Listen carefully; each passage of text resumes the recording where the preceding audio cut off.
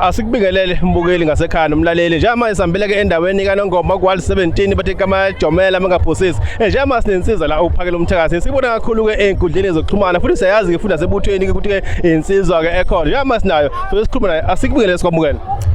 Ngiyabonga kakhulu mfowethu, ngiyabingelela kubabukeli benu, ngibingelela nakubaholi bami bonke, ngibingelela nje nomphakathi wase-South Africa wonke ongikhonzile njengophakela umthakathi. Ngiyathokoza.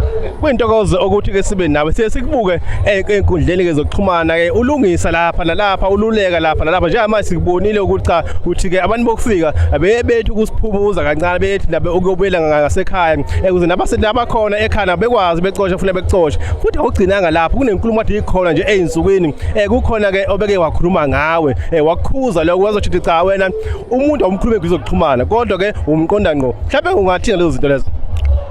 Okokuqala kuumsebenzi wayo yonke indoda. Umsebenzi wokuqala nje umuntu wesilisa ukuthi anakekele izwe lakubo. Uqala ngokunakekela igceke lakubo, anakekele isigodi sakubo, anakekele umphakathi wonke wakubo, agcine senakekela nezwe lonke.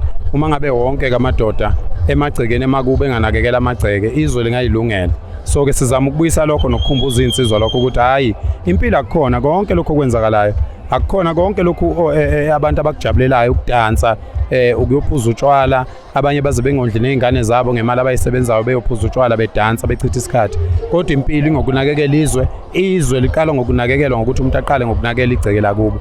Yilokho ke sizama ukufundisa abantu nanokuthi ke laba abantu bokufika vele bafike la eSouth Africa ngendlela engekho emthethweni. So ke asikwazi ukuthi uma ngabe sikhuluma nabo sibacela ukuthi abahambe bese kuthiwa khona umthetho esiwuphulayo ngoba bawukwephulwa komthetho bona nje umuntu isuqu sakhe wonke. So ke kufanele ukuthi masikhuluma nabo sikhulume nabo ngendlela ezokwenza ukuthi bezwe ukuthi thina singamadoda la eSouth Africa futhi njengoba singamadoda aseSouth Africa umsebenzi wethu oqala omkhulu ukuvikela izwe.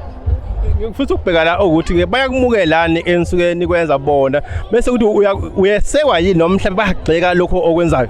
Hayi siyasekwa kakhulu nabo abantu bokufika futhi phela bebebona ukuthamba komthetho nje South Africa, hayi ukuthi ngoba bengazi ukuthi akukho emthethweni kuba khona kwabo la. So ke kuba khona lokho nje ukuthi umuntu uma engabe engakaboni kahle ukuthi ngempela kwenziwani aphenduphendule, kodwa nje abantu base South Africa bonke baseseka futhi sifisa ukudlulisa okukhulu ukubonga kubantu bakithi nabanye bake bephosa ngisho 100 rand ngoba phela umsebenzi ofuna imali enkulu lo, umsebenzi odinga ukuthi siconsult nabameli sibakhokhele besifundisa ngomthetho ukuthi nakho kufanele sikukhulume masikhuluma nomuntu okufika. So akusiyo nje into lesiyenza ehlathini, into esiyenza sizokwehla nje manje siye emakhosini siyocela emakhosini ukuthi lapha bese bebekwe khona eindaweni siyazi ukuthi induna zamakhosi zihamba nje ziyobakhonzela enkosini, kodwa lokhu thina sesikubheka kubo manje abengakaze zikubheka induna bese ukuthi laba ke okuyibona abamukela imali kulaba abantu hayi lokho akunankinga. Uma uyintshontshela umuntu usuku ntshontsha, kodwa mangabe sefikile phela umnikazi wento ethi hayi musu ukuganga kuye kufanele ukuthi uhloniphe. So sicela ukuthi abantu base South Africa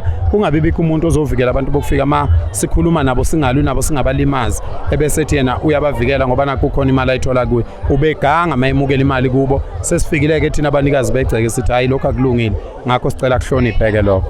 Kulungile asiphethe ngokuthi bathi uphela umthakathi uzoxoba nje uNongoma mhlawumbe kuthini ukuphola ngalo nto leyo.